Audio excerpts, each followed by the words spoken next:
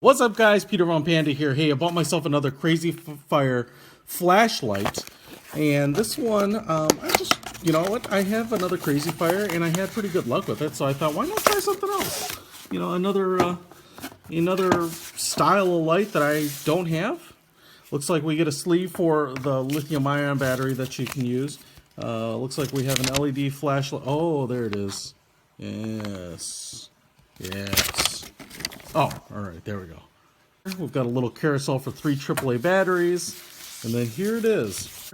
But there it is. There's the CrazyFire flashlight. And the cool thing about this is it looks, from here on up, very much like that atomic beam flashlight. Now, we also have a micro USB cable, which is included. It looks like about 5 feet here.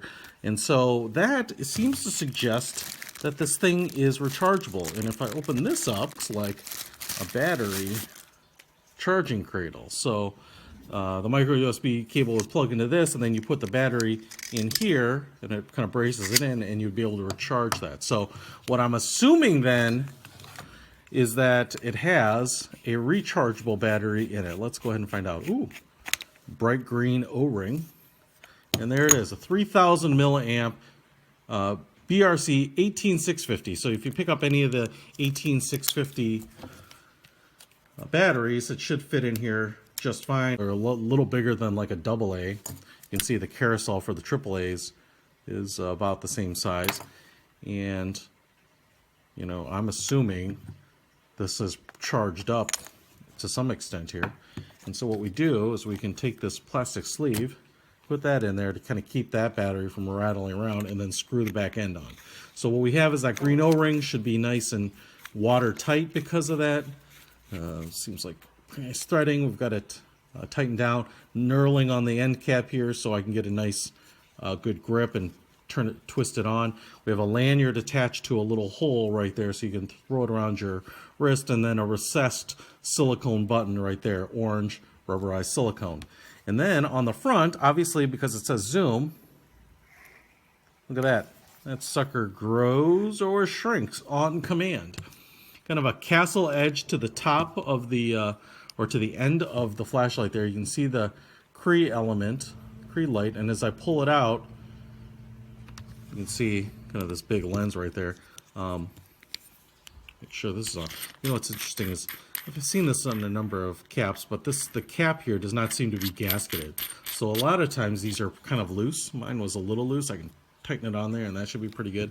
But you may or may not want to throw an O-ring in there to gasket it up, or even a little more. But there you go. Yeah, you can see how that magnification and zoom works as you move this in and out. Now, again, like I said, the most interesting thing about it is it's not super big. Now, how does it work? If I click the button here, let's go ahead and turn it on. We have one setting. If I half click it, it's lower. Half click it again, lower. Half click it again. It's on bright, but it's on strobe. And then slow strobe. Or no, it's not a slow strobe. It's an SOS. That's kind of cool. Then half click it again, and we go back to high, medium, low, back to strobe. So I'm just going to hit the button here, turn it all the way off. So the half press, you know, I can full press can turn it on. Looks like it always goes to that next mode, but the half press is what kind of scrolls you through the different modes.